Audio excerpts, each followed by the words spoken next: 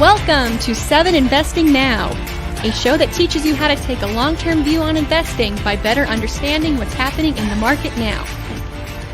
Good afternoon, 7 investors, and welcome to the Monday edition of 7 Investing Now.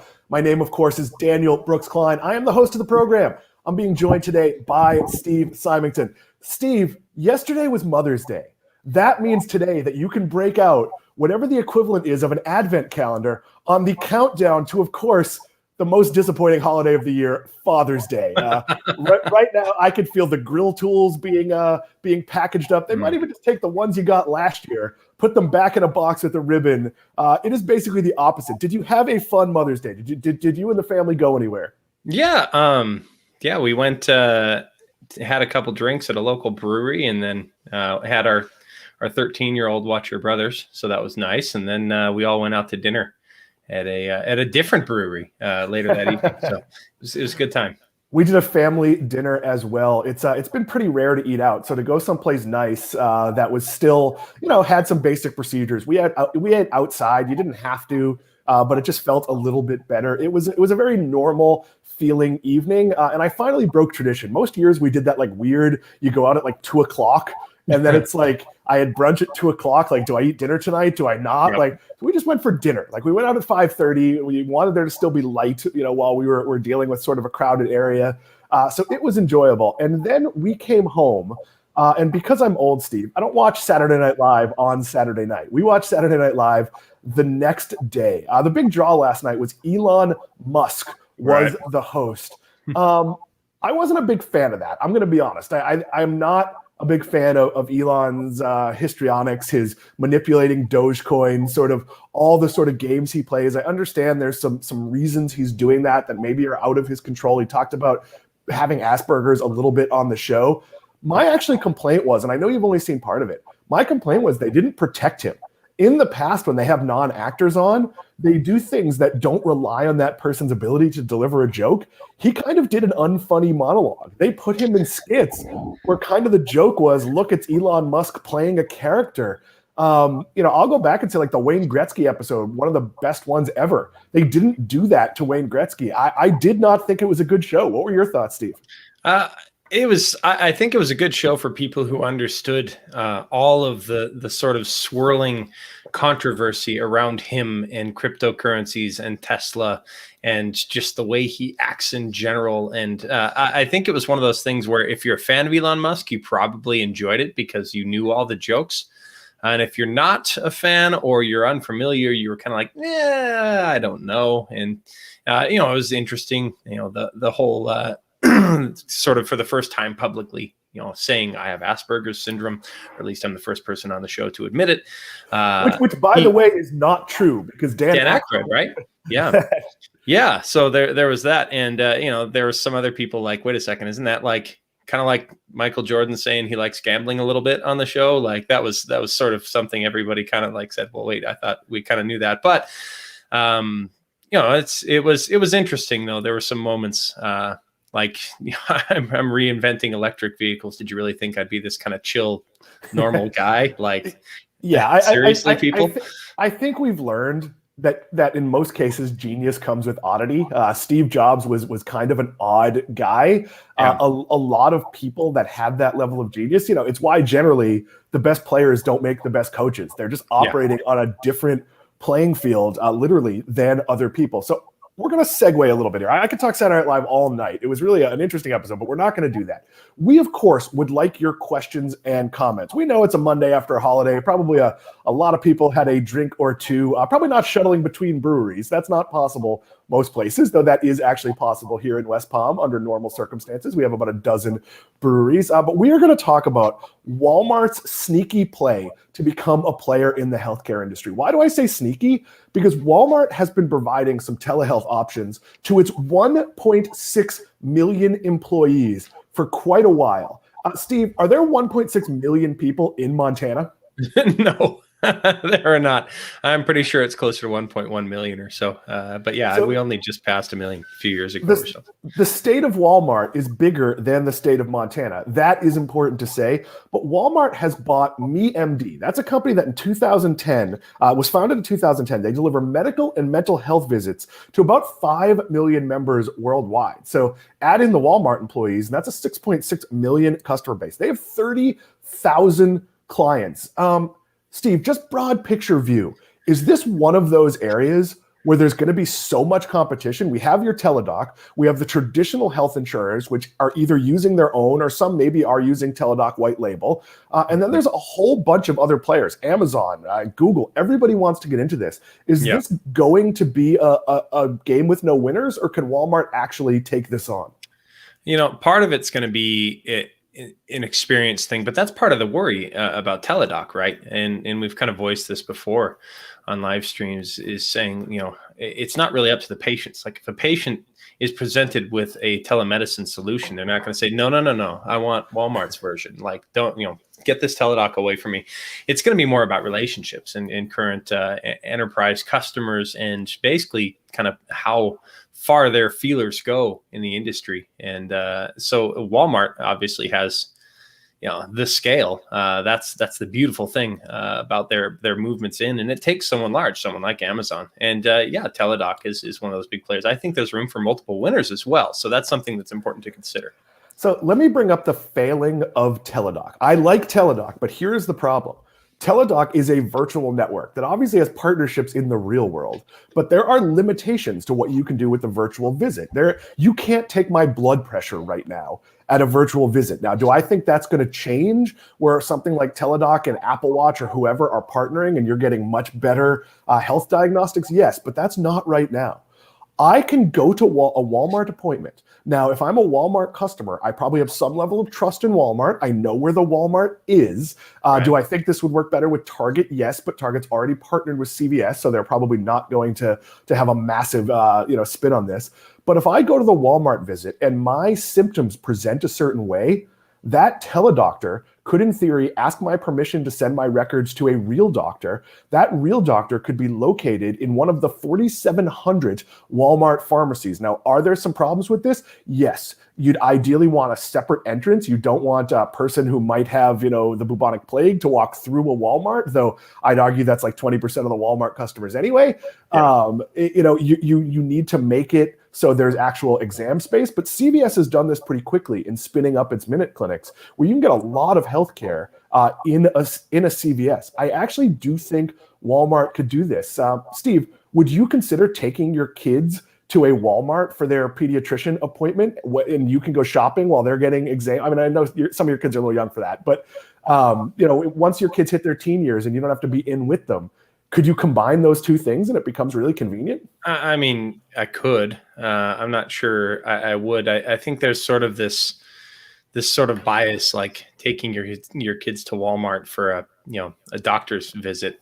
I don't know. Like, I think a lot of people are going to hesitate because of sort of the Walmart value, and you touched on something interesting that was sort of unintentional.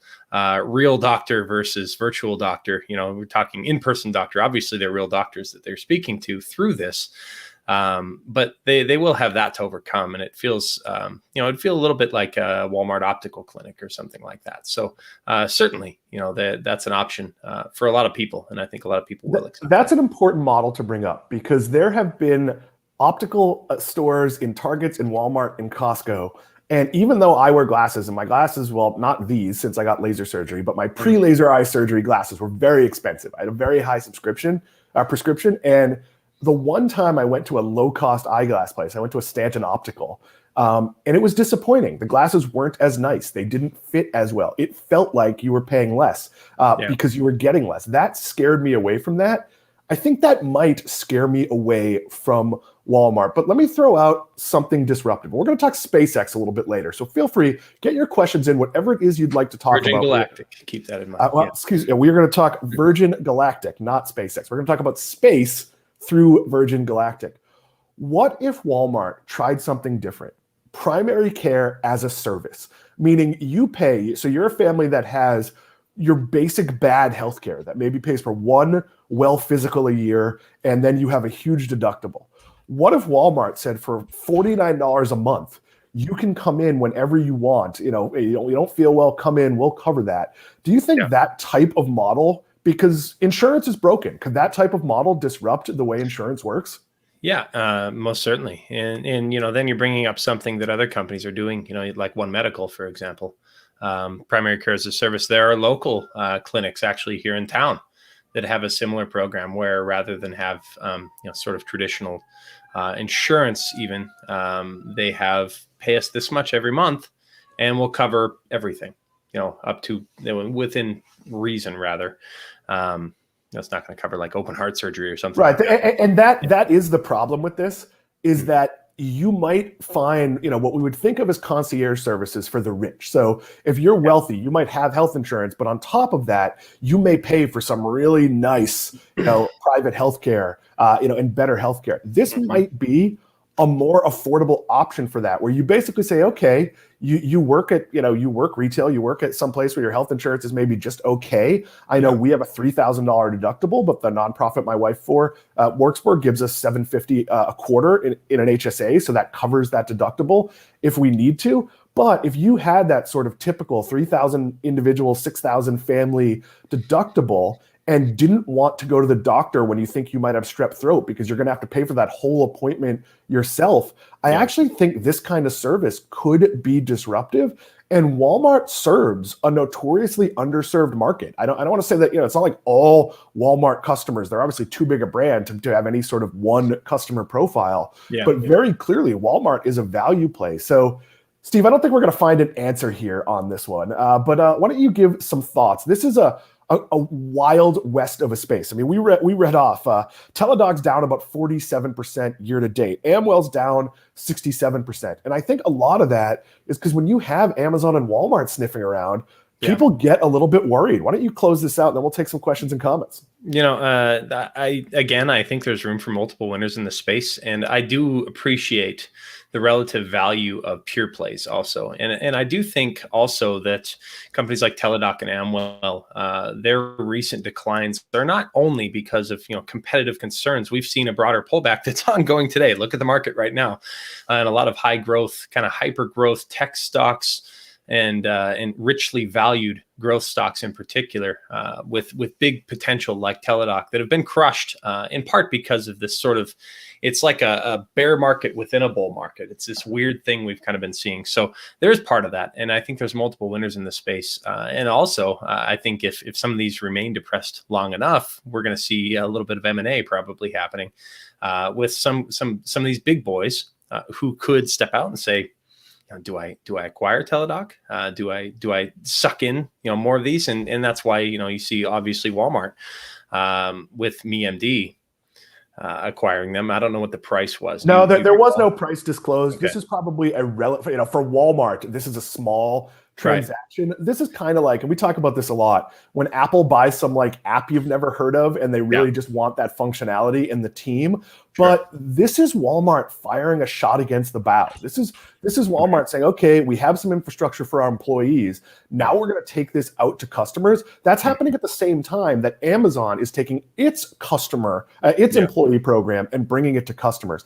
Amazon's using a hybrid model, and that's what I think Walmart will do. The Amazon doctor on a teleappointment can send out a nurse to take your blood pressure, collect samples, whatever a nurse might do. So you're getting this sort of comprehensive model. Look, nobody likes to go to the doctors for a physical. If I could do the talking part of my physical with a doctor in telehealth, and then a nurse came by for a few minutes and took my blood pressure and a couple other things, that's how insurance worked for a lot of years. It's actually, I've used Lemonade. Lemonade does not require a medical visit. And that was a big part of its appeal.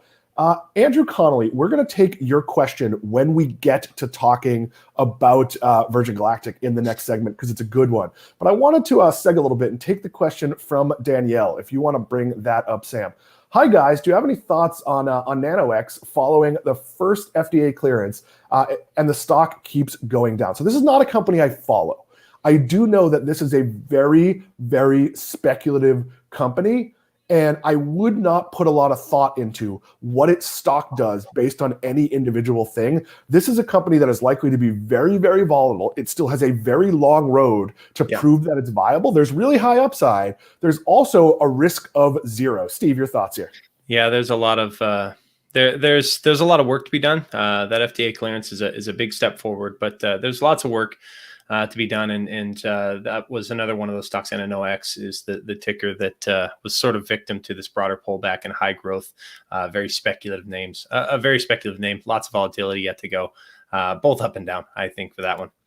When you're buying a company because of what you think it might do, you really have to tune out the stock price. Right. So we talk about this a lot with Max Chatsko and Dana Abramovitz as well. If you're picking a biotech stock that has a 3 to 5 year to not just get approvals, but also to prove market viability, it's not going to play out quickly. And this is one where if you believe in it, if you're even just taking a flyer on it, which is not something I recommend doing, you almost have to tune out for 3 years. And sure, you can. There could be some things that derail you faster than the path to success would be. But I wouldn't put a lot of stock in quarterly earnings. And this is a good segue because Steve, you wanted to talk Virgin Galactic.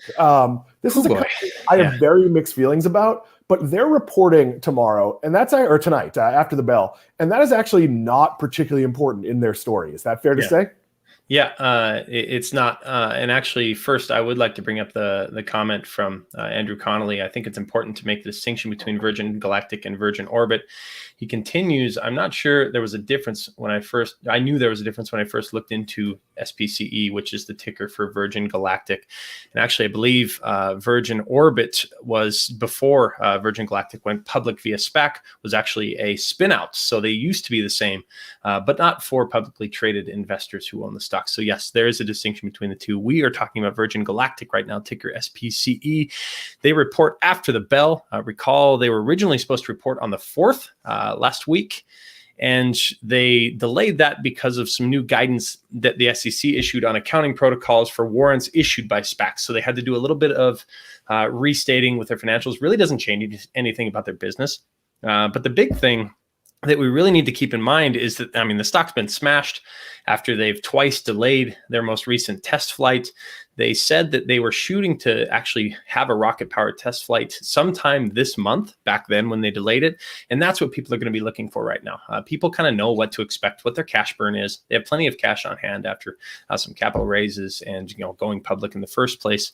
But that's what people are looking for right now, is confirmation of a test flight window for Virgin Galactic. And that is sort of going to be one of those near-term catalysts for the stock, because it will be the start of several rocket-powered test flights that should culminate by the end of the summer in bringing their founder, Richard Branson, to space in one of the test flights before they begin commercial rocket powered flights for their paying customers who've already reserved them. So that's kind of where we stand right now. And that's what we'll be watching tonight with Virgin Galactic. So let me jump in with a couple of things. First of all, putting Richard Branson on the first flight is a terrible idea for anyone who's ever seen a movie. Like, this goes one of two ways. Yeah. It's triumphant or he dies. You don't want to do this. I understand, but I actually think all of this is a bit of sleight of hand. Steve, we've talked about this company before. Their business is largely not space tourism.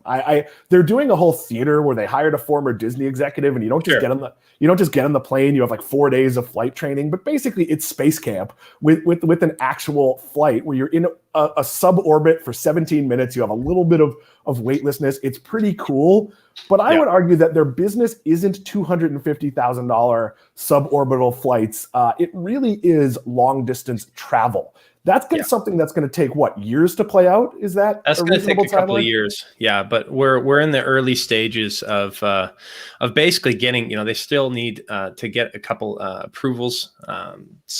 FCC approvals and FAA approvals, Federal Aviation Administration approvals. They have 2 more out of, I think, 29 to finish, and those should be achieved along with this test flight that they're planning for May. It is a revenue-generating test flight. They're actually going to be revenue-generating payloads for NASA on this, in addition to the pilots. So, but the big thing is the FAA approvals that they will get with this next test flight, and then that's sort of the hope for investors who've really been largely disappointed over the last year or so with these couple delays of test flights because of EMI impacts, the electromagnetic interference that basically caused a computer to reboot right as the rocket was supposed to be igniting, and a safety protocol was initiated, and the plane landed. It just glided safely back down because they sort of aborted that rocket launch. But basically, they're putting safety above all, which I think should be encouraging. But yes, over the long term, you look at sort of hyper orbit travel. So, you're talking about traveling from here to Paris in an hour or something, right?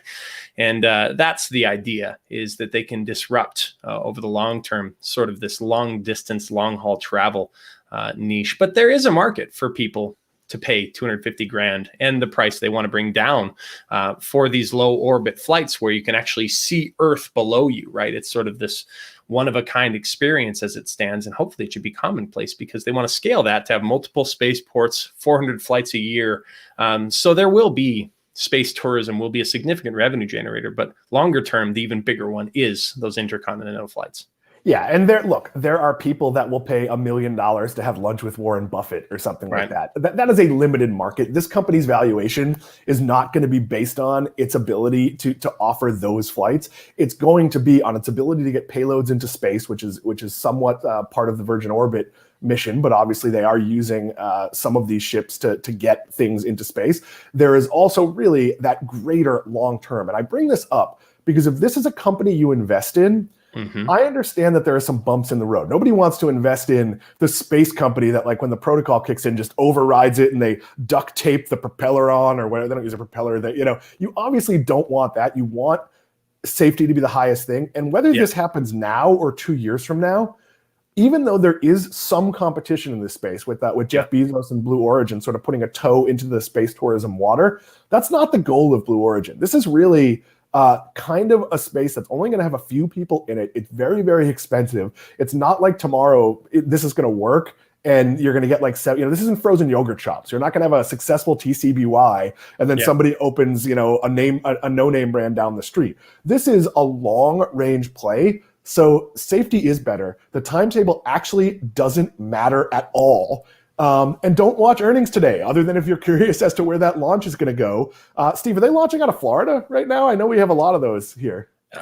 Spaceport America, I think, was Arizona, right? That's where so they actually had that. It was a mostly taxpayer funded arrangement, and they will build multiple spaceports. They have a couple other agreements in different countries to manage this. So, and I think it is important to note that in the near term, they are looking at a market. Assuming they ramp, and it is simply space tourism. That's a couple billion in revenue a year that can really provide them with much needed cash flow in order to fund their further expansion efforts.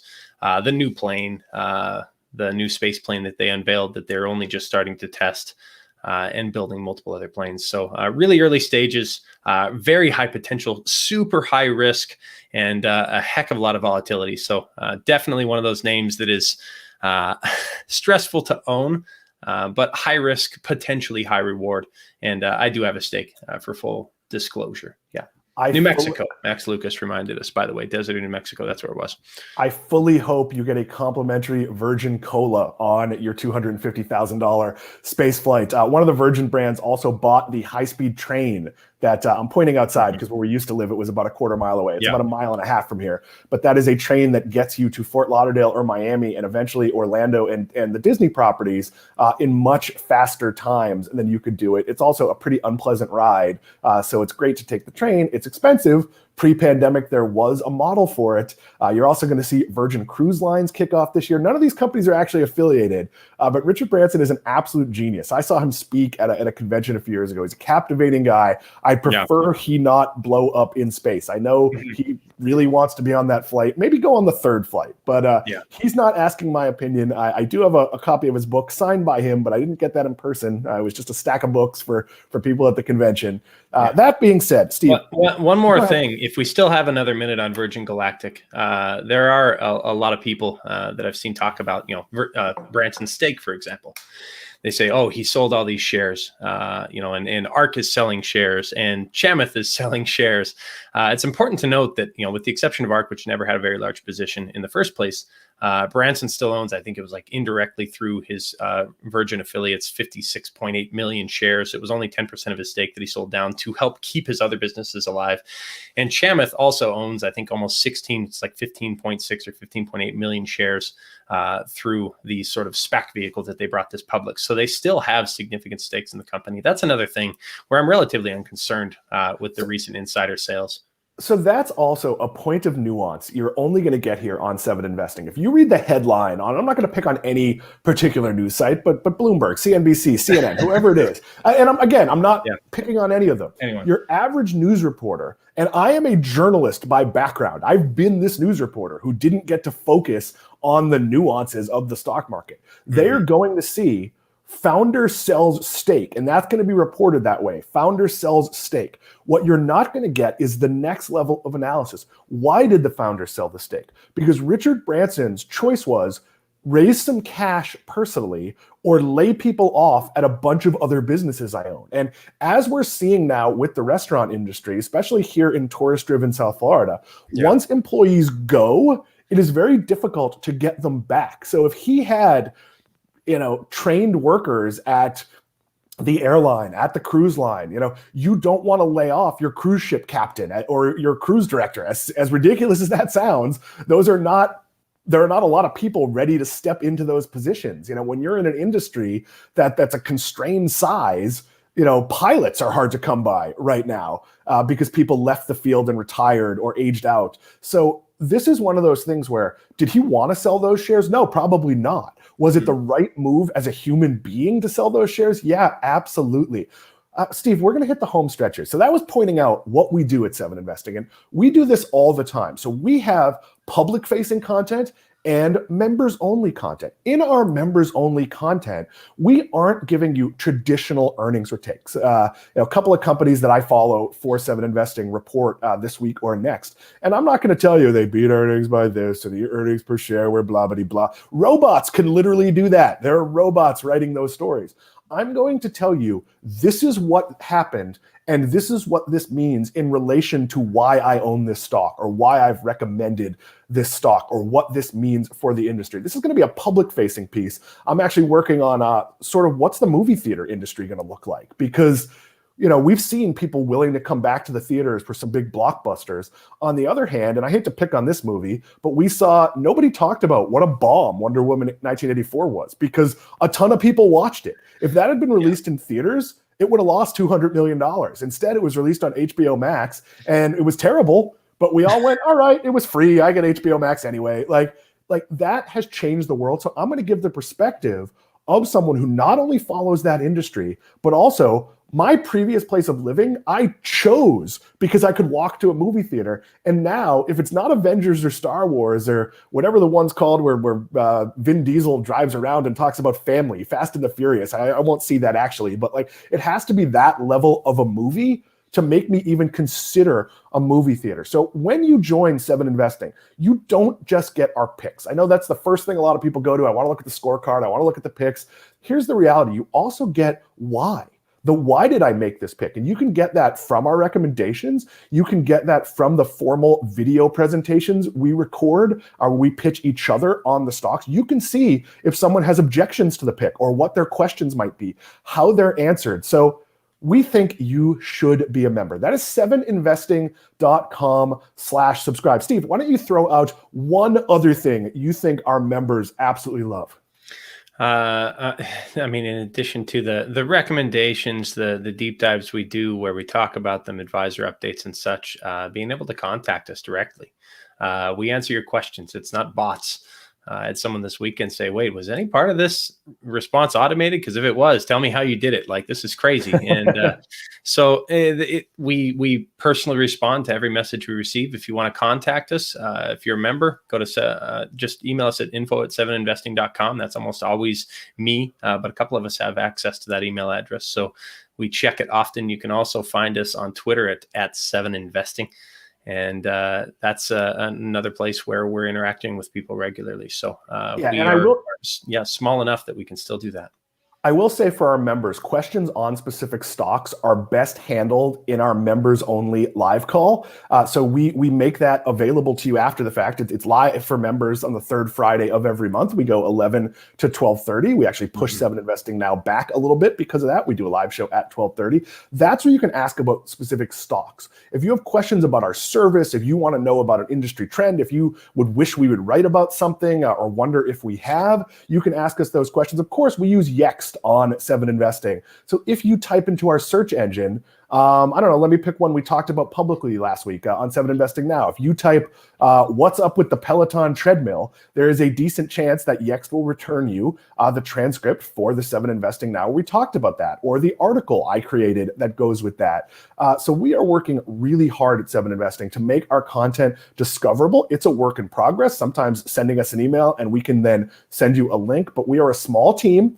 We all like doing this. We challenge each other in a pleasant way. I will say it was a little bit quieter than normal this weekend because it was Mother's Day, but pretty much at all hours of every day, we're asking questions about companies. We're talking about things. We're posting photos of what we're doing because we don't just spend all our time, focused on investing. But this is actually a team of people that likes being around each other. And that comes out on this show. And I actually think it's really important to our investing style because if you don't like your coworker and they challenge your opinion on something, you can take that defensively. If Steve challenges my thoughts on something because he has a different thought, that's always taken as, oh, this other smart guy has a different thought. I'm sharing that perspective with you because a lot of analysts, a lot of people who do what we do are in a competitive setting. We are not competing with each other. We might tease about our scorecards, but we fully understand, that like someone like Max Chatsko is making picks for a very long term, where sometimes like something I pick might be up, but it might be up for really dumb reasons and not the reason that's in my thesis. So we're really able to push each other to better layers of thought. And that's where Daniel Kern's comment comes in.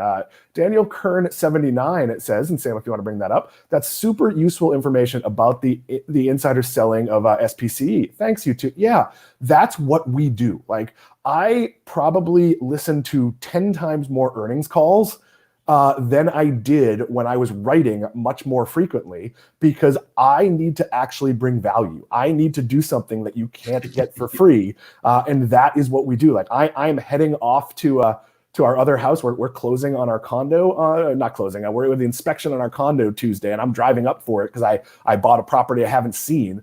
I'm going to be listening to earnings calls during that instead of podcasts. That is not something I particularly enjoy doing, but as time allows, that's what's going to be happening. But Steve, we're going to hit the home stretch here. And this is one we were going to do on Friday's show, but I actually had internet issues. So we kind of ended the show early. It was a very fun show to do outside with wildlife crawling on me and a lot of people at the resort wondering what the heck I was doing sitting with a laptop talking loudly outside. But that being said, I was going to ask everybody, give an example of a stock you decided to sell and why. This comes out of, we don't issue sell recommendations all that often, but that doesn't mean we never sell a stock. So Steve, what is a stock you have sold recently and why did you sell it? Sold recently might be a hard question because I haven't sold any stock recently. That's true. What is a stock you have sold historically? Let's go way back to the beginning, and I think this kind of demonstrates a couple of different lessons. The first stock I ever owned was Marvel Entertainment, right? And that's the funny thing is I'll look at my tax returns and sometimes there'll be no stocks that I sold. And it's like, I'm an investor for a living. I'm not this person who does 40 trades a day. But let's go back to Marvel Entertainment. First stock I ever owned. I sold it when Disney announced their acquisition of it. and it was like, I woke up and it was up 38% or whatever that day. And I was like, what's good? What happened? This is crazy. And I see Disney's acquiring it. And I was annoyed because it was one of my favorite companies. And I did not want, this is 2009, something like that. In 2006, I don't know, but the Disney turnaround was not evident. Disney was a strong company in the theme park space, right? Even there, that was before Universal Studios was pushing them. So Disney was largely neglecting its U.S. parks and rides would close and they would put in character meet and greets because they didn't have. It was really Harry Potter at Universal and the acquisition of of Marvel, which happened after the acquisition of Pixar. But Pixar was kind of just Disney buying something it was already distributing. Marvel was a massive deal, but I don't think we knew how big a deal that was at the time. No, and I knew it was a fantastic value, and that's why I was annoyed, is because I wanted more out of it, right? And I didn't want a 30% pop. I wanted, a 10 bagger. And I see Disney acquired for $4 billion, and I was like, ugh, and I sold it. Took my profits, moved on. And I should have done some research and said, okay, Disney has Pixar, they have Marvel. This could be a start of a longer term trend. This is obviously before Lucasfilm they brought in, and before Fox, the mammoth acquisition, of course, and Disney Plus, and there's so many different growth levers that Disney's demonstrated, and sort of this historically really impressive acquisitive streak since then. And that's one of those things where I think I learned not to underestimate the ability of large companies to continue to grow larger. And Disney has made some incredible returns. And I haven't gone back and tracked to see what I did with that stake in Marvel since then. And I'm sure it's performed fine. But I would have been just as well off, I think, if I would have just taken the cash portion of the deal, put that to work, and taken the stock in Disney and held on to it. So that's something that I think you really need to examine when companies you own get acquired to determine whether you feel like selling, and you should or not. This can actually be a very difficult choice, because let's go back to Disney at that time. Right. Disney at that time was doing really well with Pixar movies, was having occasional hits with its own sort of, IP, the princess movies, but it was not a movie powerhouse. When the first Iron Man movie came out, I grew up as an Iron Man fan. That was one of the comic books I read. So I was really excited to see it. It was good enough to earn a sequel. It did reasonably well at the box office. It was not until, I wouldn't even say first Avengers, I would actually say Guardians of the Galaxy became a hit, that you went, oh my God, Disney could take any character in this and with the right movie have $1 billion film. And I wrote something, I get called about this to this day, but I wrote a piece for Motley Fool, where I used to work, and I basically said, Guardians of the Galaxy is going to make about 300 million domestic. I forget the number. And I used the comp of the Captain America movie, or maybe the sequel. And I basically said, this is what this movie did. This movie has the Disney credibility, but nobody knows who the Guardians of the Galaxy are. And I got lambasted. I got probably 2,000 Twitter pokes of like, no, this is a great cinematic property. This is going to be a huge hit. And my analysis was actually technical. Like, it wasn't emotional. Like, it was basically saying nobody, like regular people, aren't going to see this. It's going to be a big hit in the Disney comic book world. When that movie came out and was a $1 billion blockbuster, that was my month basically answering. That article's actually been quoted in one of the more famous theme park sites, as somebody getting it wrong. So we're not right every time. I stand by my analysis. I actually think it was correct. And actually, Steve, I actually don't think you made a mistake there. Like, as much as I'm a big fan of Disney and a shareholder. Back then, I don't think Disney was clearly a buy unless you were prescient and you knew that not only were these going to be such big hits that they sort of rebuild the movie division, that they were actually going to be valuable property in the theme park world. Obviously, there's some issues with that, with their deal with Universal in Orlando, but you have Avengers Campus that just opened or is just opening at Disneyland. You have a Guardians of the Galaxy roller coaster going in at Epcot. So I don't think anyone could have seen it.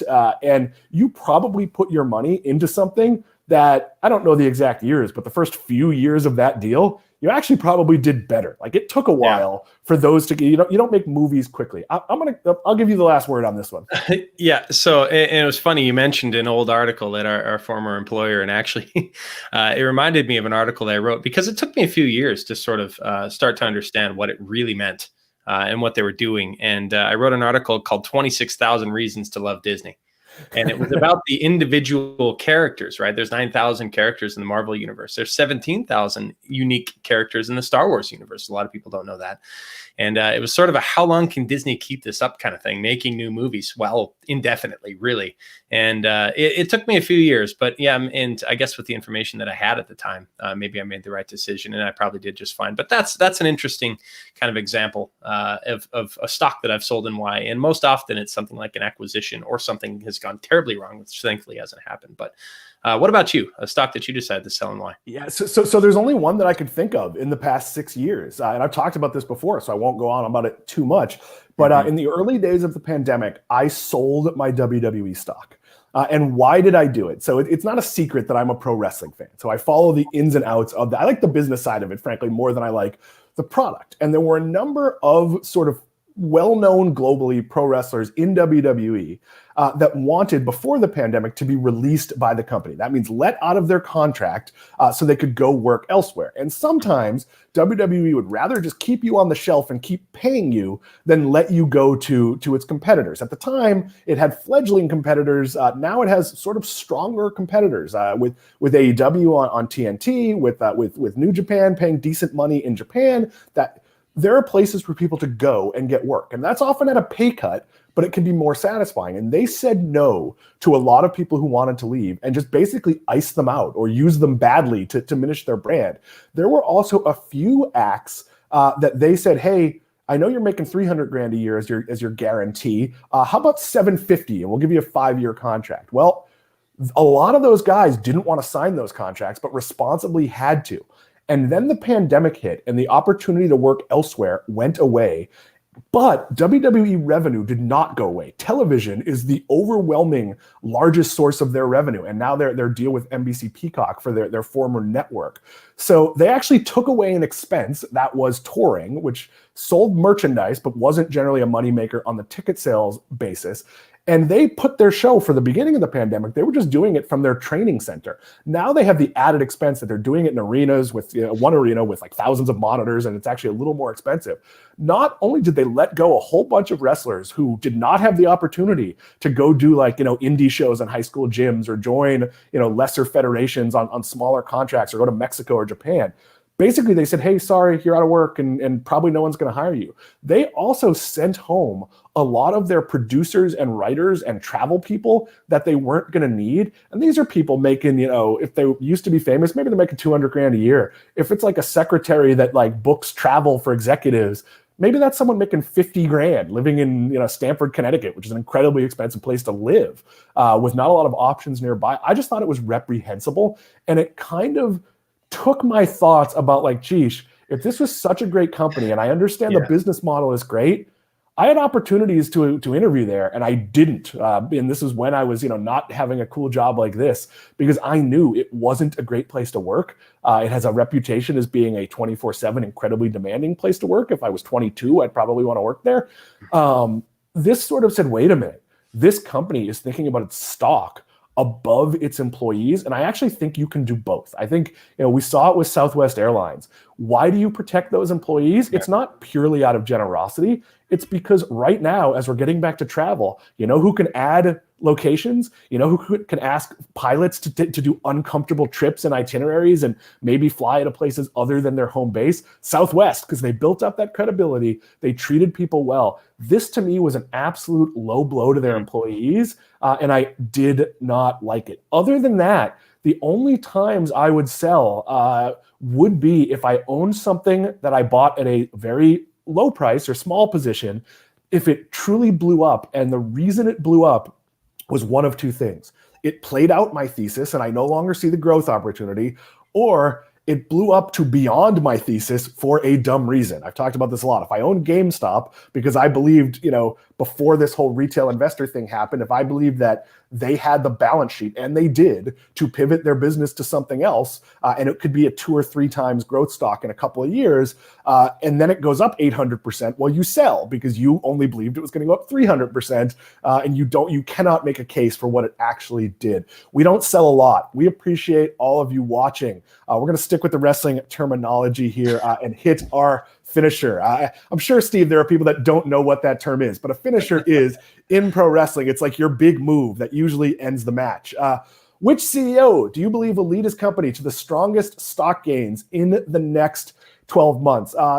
Our audience, not overwhelmingly, but strongly thought it would be Elon Musk with about 40%.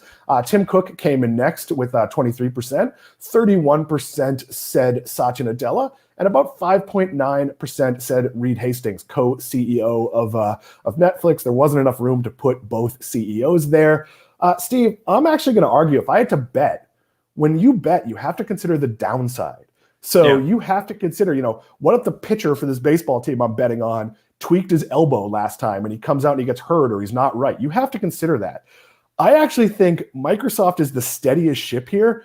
And the downside on Elon Musk is, while he didn't do anything on Saturday Night Live that was crazy, he could do something that, that is not going to be beneficial to the company's stock. I'm being really careful with my words here because I don't want to, imply any sort of mental health issues, but it is fair to say he is not always operating in the best interest of his share price in terms of what he tweets and how he operates. So I actually think if all things are equal, Tesla probably wins this.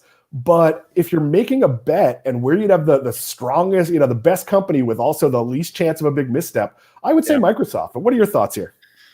Oh, this was a harder decision than I think I thought it would be. I would narrowly vote for Elon Musk, if only for the upside. I think there's some really interesting upside in that global demand for their vehicles remains strong.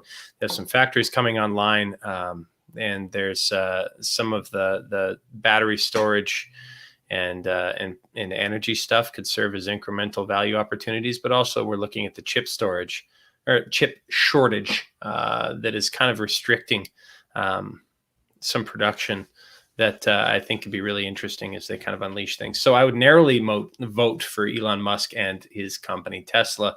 I guess a close second is Nadella. I think Microsoft is yeah. So I guess I go Musk, Nadella, Cook, Hastings. I guess if I'm going to vote there. Microsoft could easily have been IBM. It could have been GE. It could have been one of these stumbling dinosaurs that never found its way. And Steve Ballmer actually gets blamed too much because some of what Microsoft's doing in the cloud, some of it taking down its walls and being on Android and being on Macs, I think actually does trace back to Ballmer. And I worked there. And the scariest thing is when you're on an email chain with Ballmer and you absolutely know you're on the chain, but you are not allowed to reply. Like there is zero chance. Because when we were launching what was then the Windows 8 finance, news, and sports apps, the only audience for the first 3 months were a group of Microsoft executives. So you would see emails and you had to no one had to tell you this. You just had to know. I was at the movies once and a very higher up was the site crashed.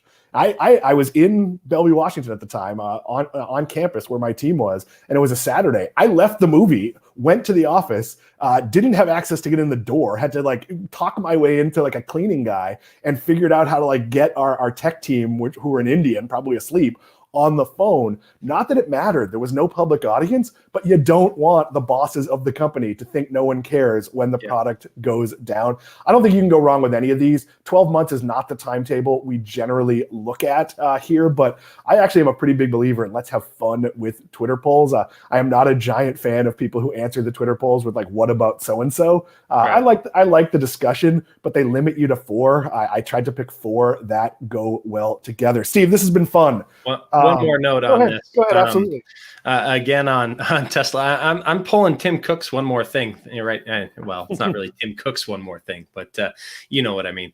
I would say, while I think maybe Tesla has the most upside over the next 12 months, potentially it also probably has the most downside. And that's one of those things. And at Seven Investing, we're looking at time periods of 3 years at least, and that's kind of what we're viewing when we think that. So like you mentioned, next 12 months, not ideal. But that's also an important note that a lot of people are looking at, I'm going to buy this and it's going to go up in 2 months. That's not how long-term investing works. And you might be sorely disappointed, especially, with the way the market's been treating a lot of stocks lately. You can find yourself way up or way down. Near-term volatility is pretty rough. We've talked about this a lot. It's one of those things where what happens in the short term doesn't matter. We talked about this on this show. When I look at an earnings report, I don't know when Netflix reports, but let's assume, I don't even know, maybe they've already, I think they've already reported. When I go through the Netflix earnings transcript, which is something I will do, it's a company I follow, I'll listen to that call. I'm not looking for what happened in the past quarter. I'm looking for what the long-term trend is. So if Netflix says, yep, we've decided to invest more production in India, that means more to me. What's the color? Are they expecting to add 10 million subscribers there? Is it a higher subscription cost, a lower subscription cost? Where's this going to be in 5 years? When you look at companies that are spending billions of dollars, as Netflix does, it's the roadmap that matters, not necessarily the short-term results. But with that, we are running out of time. This was not the episode I expected it to be, and I appreciate it going in all sorts of exciting directions as my earbud falls out of my ear. But if you'd like to get in touch with us, we can be reached at info@7investing.com. That is usually Steve on the email. I don't have access to it, so it's never going to be me. We all sort of do different things on the team. Or you can converse with us at 7investing on Twitter. Always happy to talk about investing trends or give some perspective. Steve, we will be back on Wednesday. I don't even know who's on the show yet. We haven't even planned that one out, but we will, of course, be live Wednesday at noon. For Steve Simonton, for Sam Bailey, I am Dan Klein. Thank you for watching. See you Wednesday.